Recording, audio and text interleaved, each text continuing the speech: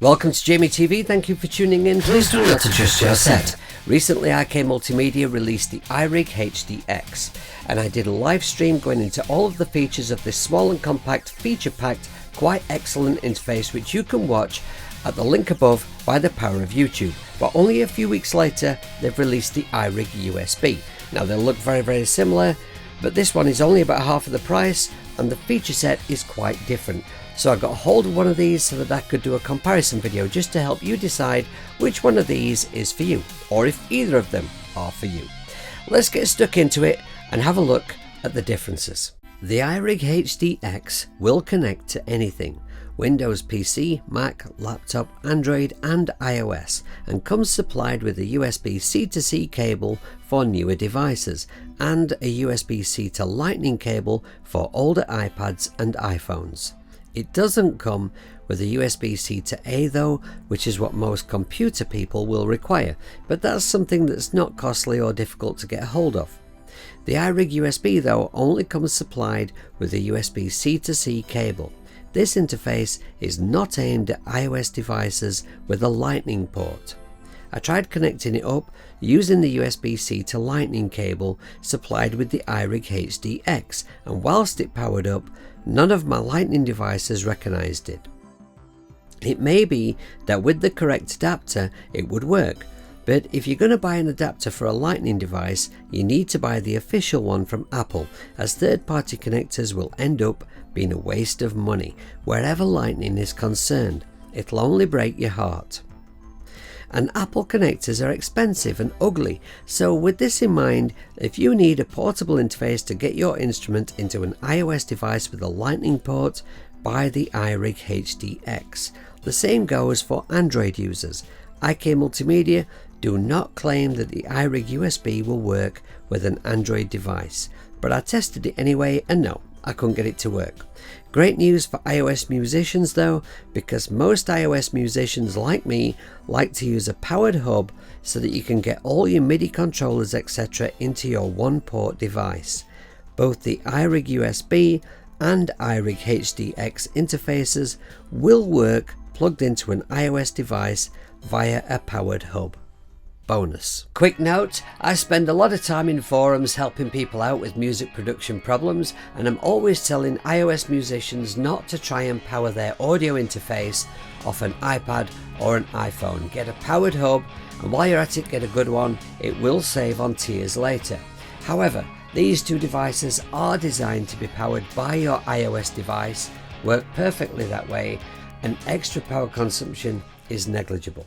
The big knob on the front of the iRig USB is an ordinary knob with a fixed 0 to 10 degree of movement and will adjust your input gain level so that you can ensure you're putting an appropriate signal level into your software.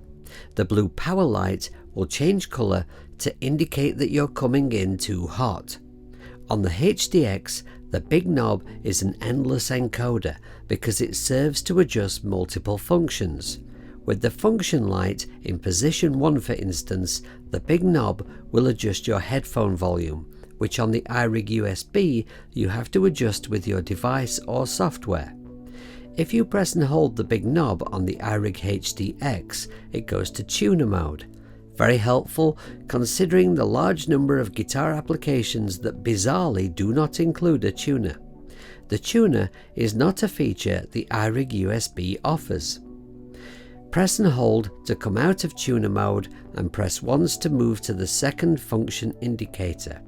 Here, by toggling the encoder left or right, we can decide whether we are sending a clean or processed signal from the iRig HDX to guitar amp or mixing desk, or however you choose to use this mono send. For example, I might be recording into my PC using Amplitude to get a sound, but send a clean signal to an amplifier to monitor myself with my live rig. Or perhaps I want to mic up a cabinet and blend software with a real amp sound later. If I was using ToneX for example to get a sound on my iPad in a live no backline situation, I would switch to process sound and send the amp output to the mixing desk, and then scream at the sound engineer until he put me enough level in my monitor. This feature is also offered by the iRig USB, but we select processed or clean with this switch on the side marked FX/through. Another press on the HDX's solitary knob and you switch from hearing your processed sound in the headphones to a direct sound. In other words, just the clean sound of your instrument unaffected by any software. This can be handy if you feel like you're suffering a little latency. Not that I've experienced that with this interface, or just to check the sound of your instrument. If you're recording, it's good to check for rattles and buzzers that you might not notice in your affected sound until it's too late. The iRig USB does not offer the direct monitoring feature.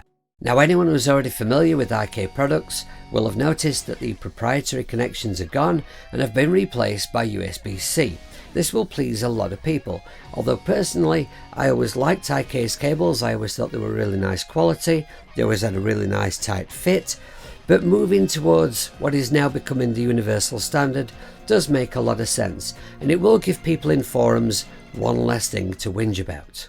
Both the iRig USB and iRig HDX come with bundled software comprising of ToneX SE and Amplitube SE. If you go to IK Multimedia's site and check how much both of these excellent pieces of software cost, it makes both these interfaces an absolute bargain way to get yourself a portable interface and cheaply get started into IK Multimedia's paid software ecosystem.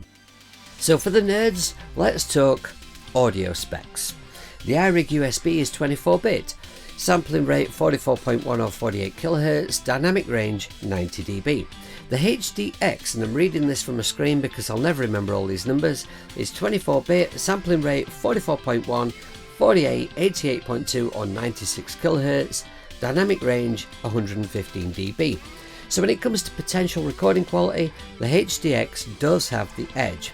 However, I record pro sessions for people all the time and I always get asked for 24-bit, 48 kHz, so in the vast majority of use cases, the iRig USB is going to be more than capable of delivering that pro quality sound. Maybe we could just say the HDX is a little more future-proof. But when it comes to recording quality, it's about more than just some numbers written on the back of a box. I've recorded with both these guys and with the iRig Pro Duo IO, which is over here, although it's not in shot for you, so why am I looking over here? It's because I'm a stupid hippie. But if you watch this channel, you will know that I hold that in extremely high regard, and I think it is the best interface in its price bracket. In fact, if you're watching this video and thinking, you know, these two guys are really cool, but think I need a few more features than they offer, then that is the interface you should look at. But anyway, I've recorded with all three and compared the results, and it's very, very close. They sound very, very similar. We're talking extremely low noise floor, crystal clear sound quality, and basically I'm going to say that these two guys are punching far above their price tag and are more than capable of outshining a lot of those interfaces that you regularly see in those photographs of people's desktop setups that they love to post in forums all the time. I'm not mocking that. Well, I guess I am. But I do it too, so I think that makes it okay. The Loopback feature is exclusive to the iRig HDX. Loopback allows you to live stream or record video whilst using your guitar software on the same device. In other words, I could live stream from my iPhone playing guitar through ToneX on my iPhone, and the audience would hear it just as I hear it. To show you an example of this, here I'm playing my guitar through ToneX on my iPad. And if I go to my camera and record a video, when we play the video back, you'll hear that the camera application has ignored the audio from the HDX.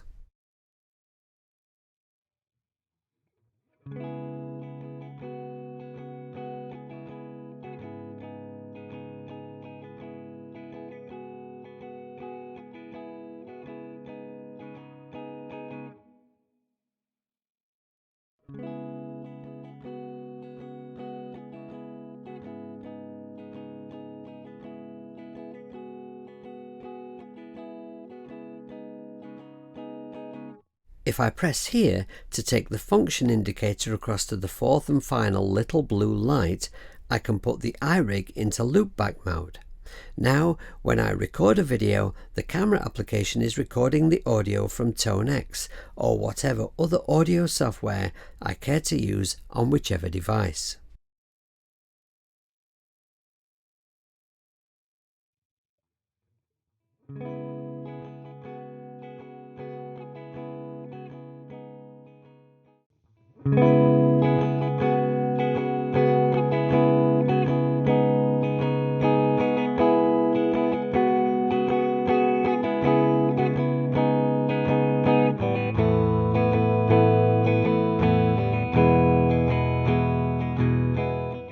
It's clear that an immense amount of thought has gone into the design process of these two interfaces. I think IK have absolutely knocked it out of the park, just loading them with just the right features at just the right price point. But what I haven't mentioned so far is the construction quality. Now, they're both very, very light.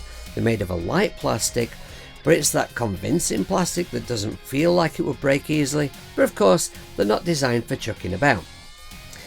They both have that slightly rubberized exterior, which really helps with that issue of, you know, when you've got a light interface on the desktop and you plug a heavy cable into it, like one of these guys that I got from the music cable company. Very high quality, link above, but also pretty heavy. It would be very easy for a cable like that to pull a light interface off a desktop, but that rubberized exterior does help with that sort of sliding problem. So who are these guys for? Well, I would say, if you like to keep things simple, if you want to just plug in and play, get the iRig USB. It's going to give you a pro quality sound, but there's not much pissy panting around involved with this one. But that's exactly why I would choose the HDX, because I like pissy panting around. I like the extra features. I like, you know, like press another feature, press another feature.